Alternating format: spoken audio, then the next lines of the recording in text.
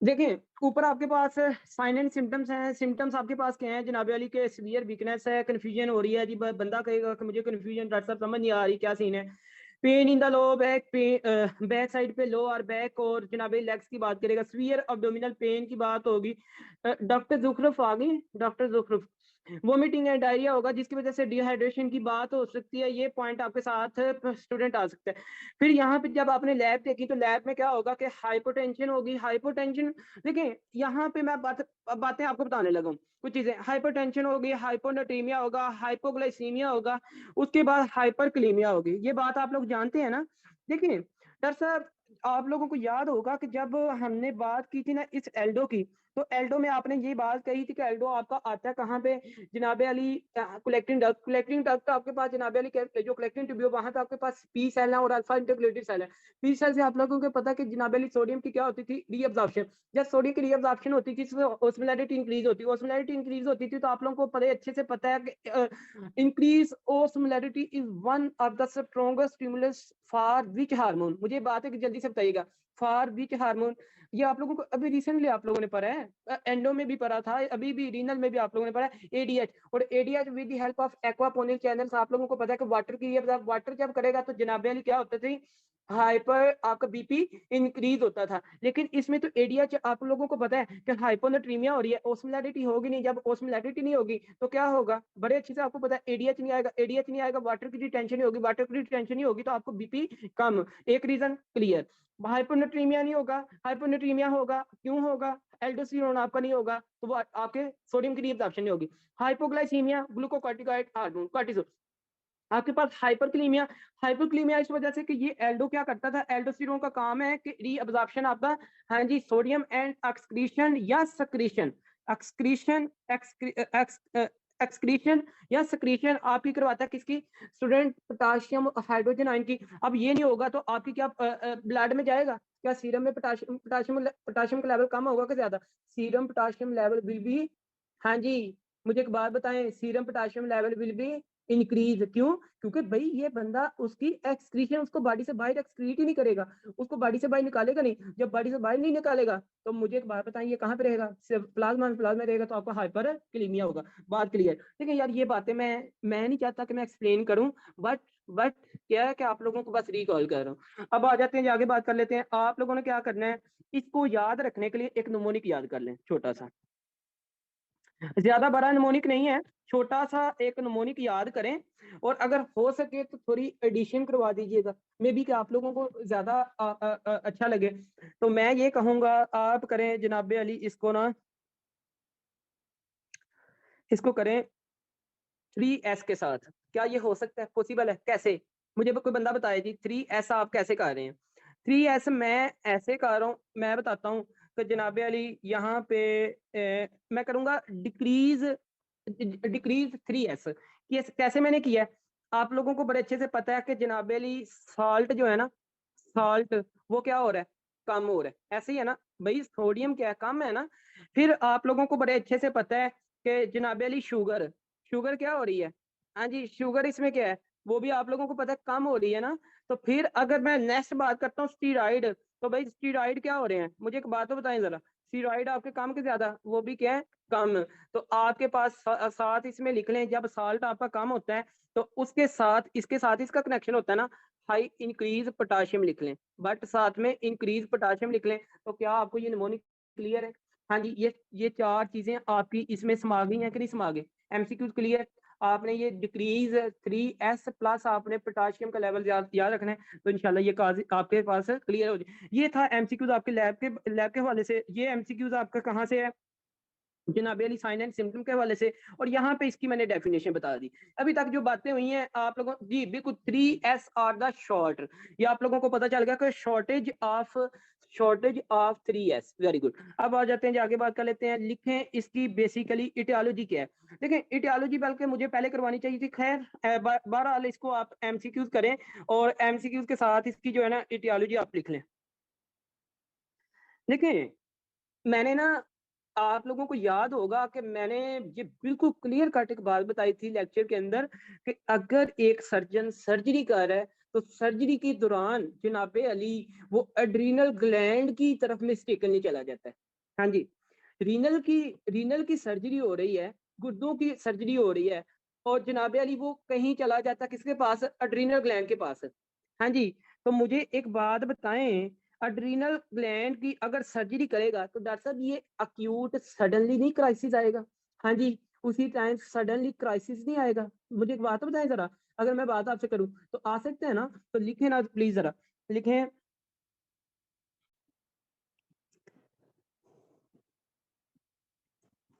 लिखें सेप्सिस, इसमें काजिज में लिख लें, ये इसकी टियोलॉजी है।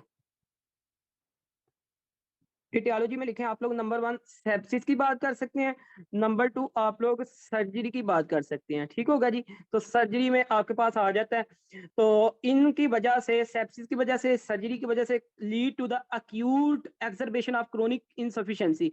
तो ये भी आप लोगों को पॉइंट पता होना चाहिए स्टूडेंट, सर्जरी की वजह से और इसकी वजह से ये आपके पास जो है ना आ सकता है, और ये अक्यूट भी ले सकता है, याद रखिएगा अक्यूट भी आपके पास आ सकती है।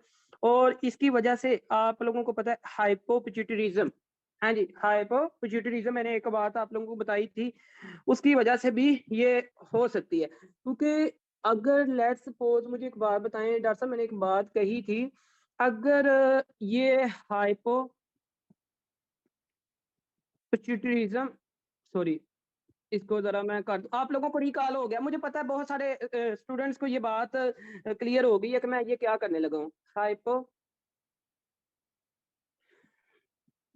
पिट्यूटरी हाइपोपिट्यूटरिज्म, हाइपोपिट्यूटरिज्म, देखें हाइपोपिट्यूटरिज्म की वजह से, वेरी गुड, आप लोगों को पता है कि ACTH आपका नहीं होगा, जब ये नहीं होगा तो आपके पता है कि यहाँ पे एड्रीनल ग्लैंड जो है उसके पास नहीं आएगा, जब ये नहीं आएगा तो अब फिर भी आपके पास ये सारे के सारे सिम्टम हो सकते हैं। तो इसलिए क्या ये हम बात कर सकते हैं स्टूडेंट के हाइपोपिट्यूटरिज्म? हाँ जी,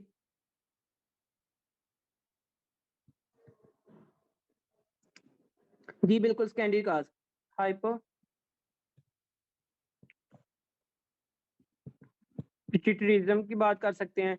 अच्छा, इसकी वजह से, और ये आपको कंसेप्ट इसके साथ, फिर अगर किसी एक बंदे को एडिसन डिजीज है और वो जनाब अली रहती है, काफी टाइम रहती जाती रहती, तो वो फिर एक ये भी काम करवा सकती है ना, एक इसके आपके पास प्राइमरी एड्रीनल इनसफिशिएंसी होगी तो उसमें भी आपके पास कुछ सिम्टम्स ये आ सकते हैं, तो ये पॉइंट आप लोग इसमें ऐड कर सकते हैं एडिसन के बारे में। ठीक होगा जी, तो क्रोनिक इनसफिशिएंसी आपकी आ सकती है, acute observation of chronic insufficiency Edison और हाइपोपिट्यूटरिज्म के साथ आप इसको कर सकते हैं। और एडिसन भी यहाँ पे आप अगर कोई लिखना चाहते हैं तो लिख लें, लेकिन एमसीक्यूज के लिए यहाँ पे मैं आपको बताता जाऊँ कि आपने याद क्या करना है। यहाँ पे तो हम वो चीजें याद कह रहे हैं जो आपने याद करनी है, इनको तो छोड़ना नहीं है। तो ये एमसीक्यूज के लिए आपने पॉइंट कर लिए। उसके बाद देखें, इसमें और चीजें याद रखें, इसमें और चीजें याद रखें, adrenal adrenal haemorrhage, adrenal haemorrhage. हाँ जी, तो मुझे एक बात बताएं, इसकी जो एग्जांपल है ना एड्रीनल हेमरेज की, एमसीक्यू है जी, ये भी एमसीक्यू, इसकी जो एग्जांपल है सबसे बड़ी, वो आपके पास है वाटर हाउस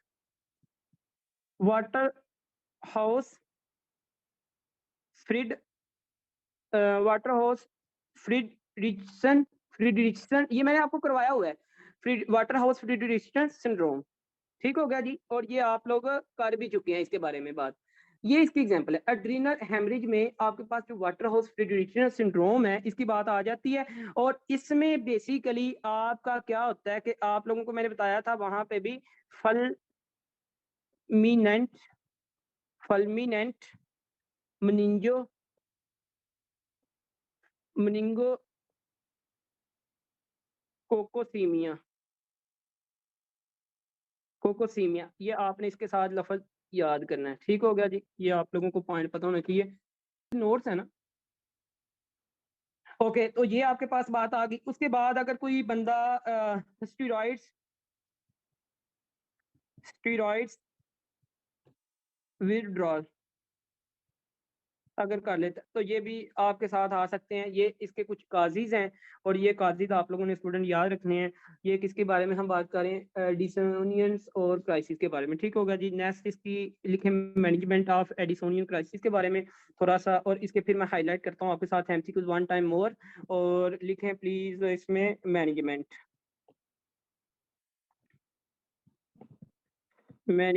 की बात कर लेते हैं। Management of Edison crisis. अच्छा, एडिसन क्राइसिस में आप लोगों ने क्या करना है कि 1 लीटर, याद रखें स्टूडेंट, जब भी बात आ जाए, ये बड़ी इंपॉर्टेंट बातें मैं करने जा रहा हूँ कि 1 लीटर, 1 लीटर, 1 लीटर का मतलब क्या है, कितने ml जी। 1 लीटर में कितने ml आते हैं? अगर आपसे कोई बात करे तो कितने ml की बात आती है? 1000 ml।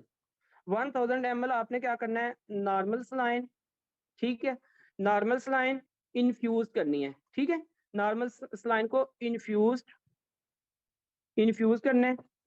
ओवर ओवर होनी चाहिए आपकी ये तकरीबन 30 से 60 मिनट्स के अंदर अंदर।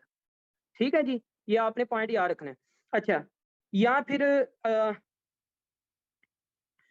अच्छा, इसके में एक एक्सेप्शन है। एक और बात मैंने आप लोगों को ये करवाई थी, अगर आपको याद हो या ना हो, मुझे आज भी याद है कि मैंने बायोकेमिस्ट्री के अंदर एक टॉपिक करवाया था और मैं आपको विटामिन की बात कर रहा था। वहां पे विटामिन के अंदर ये मैंने बात कही थी कि आपने नॉर्मल सलाइन इन्फ्यूज करनी है और 30 to 60 मिनट, और एग्जाम्पल इसके साथ आपने क्या करना है, सॉरी एग्जाम्पल लिखा है, एक्सेप्शन इसके साथ ये है कि आपके साथ जनाब अली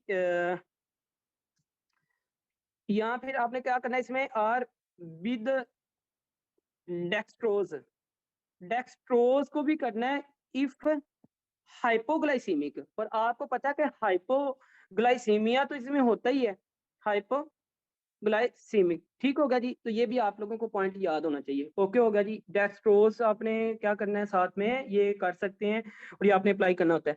उसके बाद ट्रीटमेंट में आपने क्या करना है वो याद रखिएगा। आप देते हैं हाइड्रोकोर्टिसोन, वही ऊपर जो आपने लिखा है हाइड्रोकोर्टिसोन देते हैं 100 mg में, 100 mg।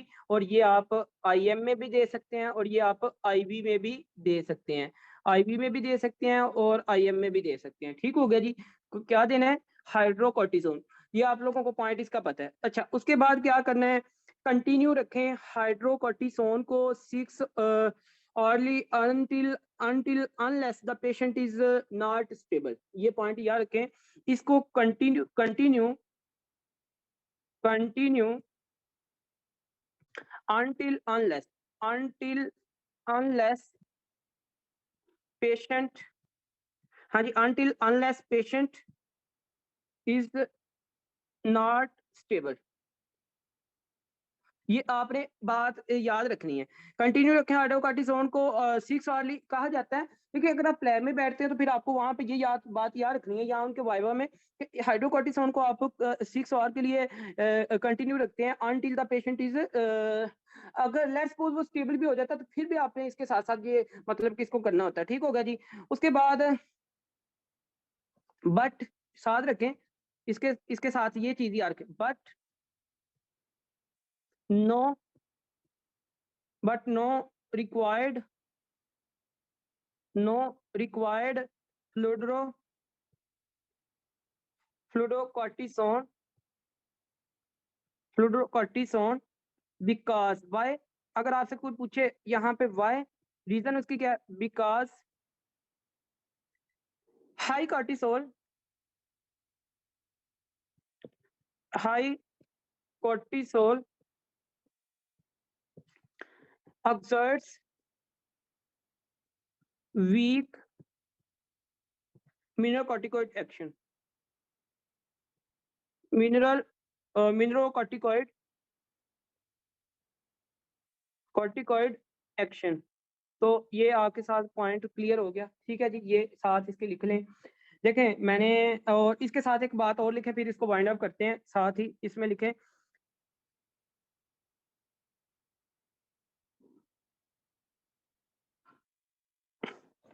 वो कहते हैं कि ओरल रिप्लेसमेंट रिप्लेसमेंट में बिगन, इसको स्टार्ट रखें, में begin after 24 hour, after 24 hours and be reduced to maintenance over 3 to 4 days, 3 to 4 days। ठीक होगा जी। तो इसकी ये 4 है। अच्छा, इसकी बात करते हैं, लिखें प्लीज। जल्दी से इसको आप लोगों ने सुनना है कि मैं क्या आपके साथ ये करने जा रहा हूँ।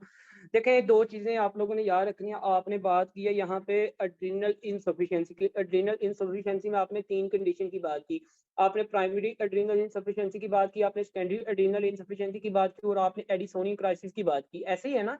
अब यहाँ पे जो आपके पास प्राइमरी एड्रीनल इनसफिशिएंसी और सेकेंडरी एड्रीनल इनसफिशिएंसी आप लोगों को बड़े अच्छे से पता है। अगर तो मसला अपना एड्रीनल ग्लैंड का तो वहां पे प्राइमरी है। अगर तो मसला जनाब अली बाहर से आता है उसकी वजह से सेकेंडरी है। ये आप लोगों को पॉइंट बड़े अच्छे से। और एडिसोनियन क्या है, ये आपका एक अक्यूट क्राइसिस है। आइदर वो आपके प्राइमरी मसले की वजह से हो जाए, आइदर आपकी ये सेकेंडरी की वजह से हो जाए, but with in very short अगर आपकी एड्रीनल ग्लैंड आपकी काम करना छोड़ देती है तो जनाब अली क्या है, आपके पास एडिसोनियन क्राइसिस है। बात क्लियर?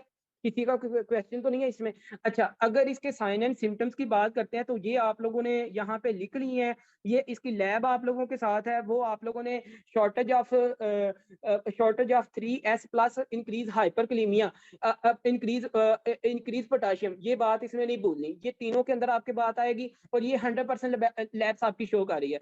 उसके बाद इसके काजिज की अगर बात करते हैं तो काजिज आप लोगों ने स्टीरॉइड्स की बात कर ली है, आप लोगों ने जनाब एडिसन डिजीज की बात कर ली है, आप लोगों ने जनाब इसमें सेप्सिस की बात कर ली है, आप लोगों ने इसकी सर्जरी की बात कर ली है और आप लोगों ने इसमें हाइपोपिट्यूटरिज्म की बात कर ली है। काजिज में भी मसला आपका खत्म हो गया, सिम्टम में भी आपका मसला खत्म हो गया। ठीक है जी। बात आ जाती है किसकी तरफ, इन्वेस्टिगेशन की तरफ। तो आप लोगों को मैंने बताया था एक आपने टेस्ट करना है, एसीटीएच स्टिमुलेशन टेस्ट आप करते हैं और इसमें आप लोगों को मैंने वो भी बात बता दी थी कि कितने कितने हिसाब से ये करना है और ये आप लोगों ने ये बातें यहाँ पे कर ली हैं। इन्वेस्टिगेशन की भी पॉइंट आपके साथ आ गया। ठीक। अच्छा, उसके बाद मैनेजमेंट की अगर बात करते हैं तो ग्लूकोकॉर्टिकॉइड, मिनोकॉर्टिकॉइड आपके पास आ जाता है। ये दो ड्रग्स आपने इसमें याद रखनी है। और बट एक बात याद रखें कि यहाँ पे इसकी जो मैंने बात बताई ना आपको, ये भी जो मैनेजमेंट है ये अक्यूट के अंदर बड़ी इंपॉर्टेंट है। और यहाँ से ये आपको एमसीक्यूज आ सकता है कि अक्यूट में आप क्या करते हैं, नॉर्मल सलाइन आप कितने टाइम में खत्म करते हैं, उसके बाद आप हाइड्रोकॉर्टिसोन देते हैं और हाइड्रोकॉर्टिसोन के साथ आप नो रिक्वायर्ड फ्लूरोकॉर्टिसोन क्यों नहीं रिक्वायर्ड, ये रीजन आपके साथ है यहाँ पे। तो अगर किसी का कोई क्वेश्चन है तो पूछें please.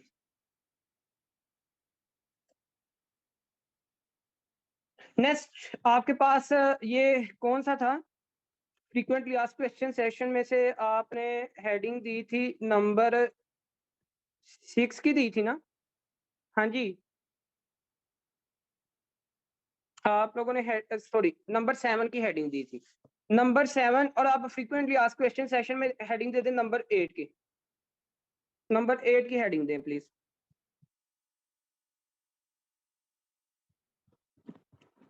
Ask question session number 8। अच्छा, इसमें जो हम करेंगे अभी, आप लोग टॉपिक का नाम है, टॉपिक का नाम है आप लोगों ने पढ़ा था जनाबे अली डायबिटीज मेलाइटिस के बारे में। टॉपिक का नाम है डीएम और यहाँ पे स्टार लगा लें जाके, एंडोक्राइन के अंदर डीएम आप लोगों ने पढ़ा हुआ है। ठीक है, इसको हाईलाइट कर लें, वेरी इंपॉर्टेंट। अब डीएम के अंदर आप लोगों ने बात की थी, दो तरह की डायबिटीज होती है, ऐसे ही है ना? कौन कौन सी बात की थी आपने? टाइप 1 की बात की थी अगर आप लोगों को याद हो, टाइप 1 डीएम की बात की आप लोगों ने, और आप लोगों ने जनाब अली टाइप, हाँ जी, टाइप 2 की बात की है डीएम की। अच्छा, टाइप 1 के अंदर मसला किसका होता है? आप लोगों को अच्छे से पता है कि पेंक्रियाज के अंदर मसला होता है और किस सेल का होता है? बीटा सेल का मसला होता है। ठीक है जी, यहाँ से बीटा सेल आपके पास क्या होता है, इंसुलिन नहीं आती बेसिकली। बात क्लियर है? अच्छा, अब आते हैं जी आगे, बात कर लेते हैं। टाइप 2 के अंदर किसका मसला होता है? रिसेप्टर की बात आ जाती है। किसकी बात आ जाती है जी? रिसेप्टर की बात आ जाती है। अब जनाब अली ये तो आप लोगों को कंडीशन सारी पता है, ऐसे ही है। अभी एक कंडीशन आप लोगों ने पढ़ी थी टाइप 1 की, जो कॉम्प्लिकेशन है वो आपने पढ़ी थी डायबिटिक कीटो एसिडोसिस के बारे में। तो हेडिंग दे दें यहाँ पे डायबिटिक कीटो एसिडोसिस। कॉम्प्लिकेशन है इसकी कॉम्प्लिकेशन है, इसकी कॉम्प्लिकेशन आपने की थी जनाब अली क्या, डायबिटिक डायबिटिक कीटो एसिडोसिस। अच्छा, डायबिटिक कीटो एसिडोसिस के अंदर ये आपके पास मोस्टली DM1 के अंदर होती है। ये आप लोगों को पॉइंट पता चल गया, ठीक हो गया जी, ये आपने बात की थी। अब यहाँ पे याद रखें कि हमने देखना कि ये डायबिटिक कीटो एसिडोसिस के अंदर ना पेशेंट कैसे आता है, MCQs इसमें ये याद रखें ऐसी कौन कौन से फीचर्स हैं जिनसे आपको ये पता चलेगा कि जनाब अली पेशेंट इनके साथ आ रहा है। लिखें क्लिनिकल प्रेजेंटेशन।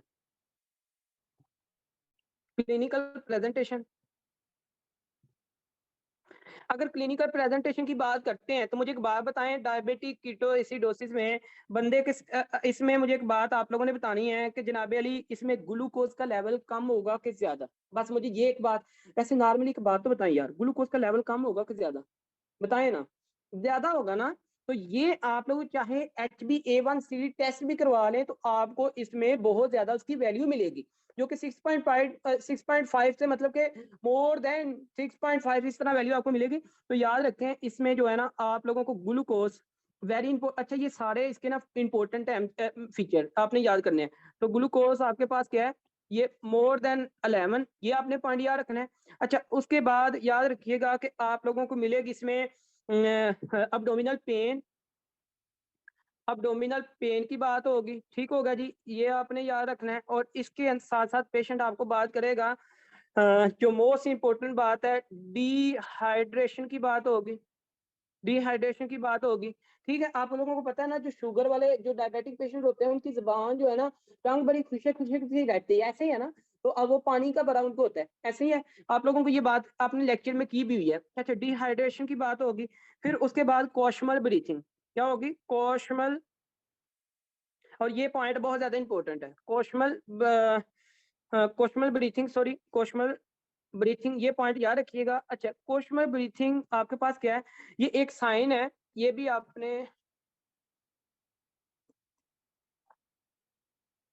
कोशमल ब्रीथिंग। और कोशमल ब्रीथिंग किसे कहते हैं, आप लोगों ने ये बात तो की हुई है, मुझे ये बताएं ना, कोशमल ब्रीथिंग आप किसको कह रहे हैं, जिसमें बंदा क्या करता है, डीप हाइपर वेंटिलेशन करता है। क्या करता है, डीप हाइपर वेंटिलेशन। वेंटिलेशन मतलब के वो इंस्पायर कर रहा होता है, वेंटिलेशन इंस्पायरेशन और एक्सपायरेशन का जो प्रोसेस। अच्छा, वेंटिलेशन ये डीप वेंटिलेशन कर रहा होता है। उसके बाद हाँ, इसमें एक और पॉइंट याद रखें, इस बंदे को वोमिटिंग की बात आ सकती है। वोमिटिंग आपके पास एक नॉन स्पेसिफिक सिम्टम है और ये आ सकता है। ओके हो गया जी, नेक्स्ट प्लीज देख लें। ये थी इसके MCQ के रिगार्डिंग, ये आपको पॉइंट पता होने चाहिए। हेडिंग दे दें आप लोग इसकी, जनाब अली मैनेजमेंट। MCQs के रिगार्डिंग आप इसकी हेडिंग दे दें मैनेजमेंट। आप इस बंदे की मैनेजमेंट कैसे करेंगे, मीन कि इस बंदे को ट्रीटमेंट इसका कैसे करेंगे, तो देख लें। चलें खैर बाला जी, ओके। अच्छा, इसमें एक नमोनिक है, नमोनिक लिख लें प्लीज, आप लोगों को पता होना चाहिए। नमोनिक एक लिखें, नमोनिक एक लिखें, इसमें DKA। आप लोगों ने ये किया था, DKA का मतलब क्या है कि जनाब अली इसमें डिहाइड्रेशन आपके पास आ जाती है, वो आप लोगों ने लिख भी लिया उधर। और फिर आपके पास इसमें क्या होता है, कीटोन्स आपके पास बॉडीज आ जाती हैं। और कीटोन बॉडी आप लोगों ने कितनी पढ़ी थी, मुझे ये बताएं ना। एसीटोन पढ़ी थी, एसीटो एसीटेट पढ़ी थी आप लोगों ने, इस तरह आप लोगों ने 3 कीटोन बॉडीज की बात की थी, ऐसी है।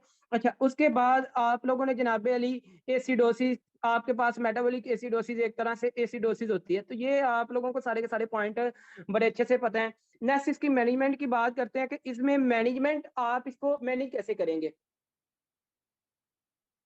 डायबिटिक कीटोएसिड, जी बिल्कुल, डायबिटिक कीटोएसिडोसिस उसके लफज से ही है ना, उसके लफज से ही बन रहा है। तो अब आ जाते हैं आगे, बात कर लेते हैं मैनेजमेंट। अगर बात करें ना स्टूडेंट, तो मैनेजमेंट में क्या है, देख लें इसकी प्रेजेंटेशन देखें, ग्लूकोज का लेवल बहुत ज्यादा है। उसके बाद डिहाइड्रेशन है, पोस्टमर ब्रीथिंग है। तो ये देखिएगा, आप लोगों ने खुद ही देखते रहना और साथ साथ लिखते जाएं प्लीज। क्या होता है कि इनिशियली तो आप ना, इनिशियली इस बंदे को फ्लूइड देते हैं। इनिशियली आपने क्या करना है, आईवी आईवी फ्लूइड लगाना है, ठीक है जी। अब जब ये पेशेंट आता है, उसके बाद आप क्या करते हैं, और इसको ना फॉलोड बाय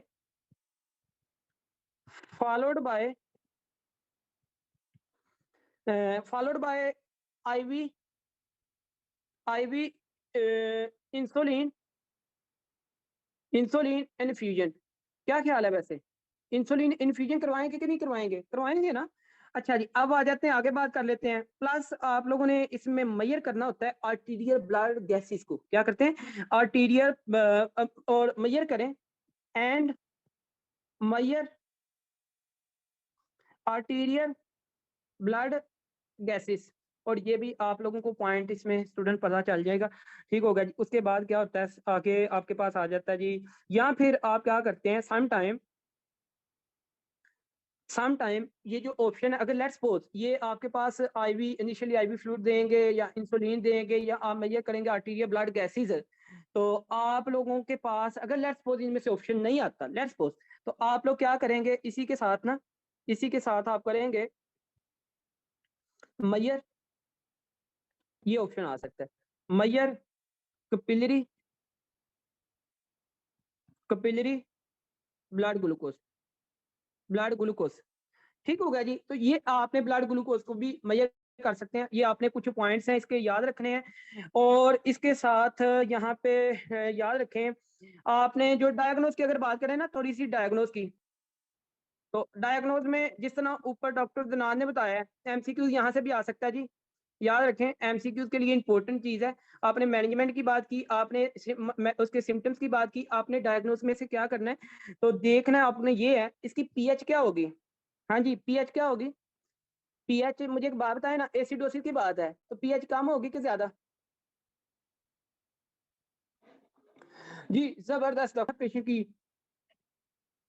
देखें जी, ये डॉक्टर अदनान को ये जाता क्रेडिट, क्योंकि इनकी इनकी जो मेमोरी है ना बहुत ज़्यादा स्ट्रॉन्ग है। तो ये इन्होंने याद रखा हुआ है बायोकेमिस्ट्री से। बायोकेमिस्ट्री में ये बात मैंने की थी, जब भी आप आईवी इंसुलिन दे रहे हैं ना साथ में पेशेंट को, तो जनाब अली आपने क्या करना है कि आप फिर इसके शुगर लेवल की तरफ भी बात है कि उधर मतलब के बंदे को क्या ना हो जाए, हाइपोग्लाइसीमिक ना हो जाए। ठीक होगा जी। तो ये भी इसके लिए आपने जी बिल्कुल हाइपोग्लाइसीमिक ना हो जाए, आपने पोस्ट थेराप्यूटिक हाइपोग्लाइसीमी से प्रिवेंट करने के लिए 5% आप डेक्सट्रोज भी साथ में कर सकते हैं, लगा सकते हैं। ठीक होगा जी। तो ये पॉइंट आपके साथ क्लियर होगा। ठीक, देखें आईवी आपने पोस्ट थेराप्यूटिक थेराप्यूटिक हाइपोग्लाइसीमी को प्रिवेंट करने के लिए, तो ये आपको पॉइंट क्लियर हो गया। ओके, आगे चलते हैं प्लीज। नेक्स्ट, डायग्नोज की मैं बात कर रहा था जी। डॉक्टर तनाज ये बताएं, तो पीएच इसकी क्या होगी, कम के ज्यादा?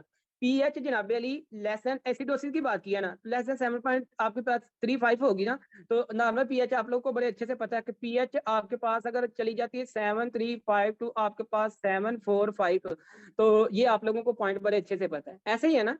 हाँ जी, अब आ जाते हैं आगे, बात कर लेते हैं। नेक्स्ट प्लीज, आगे अगर बात करते हैं तो मुझे एक बात बताएं, कीटोनीमिया क्या होगा, कीटोनीमिया होगा कि नहीं होगा?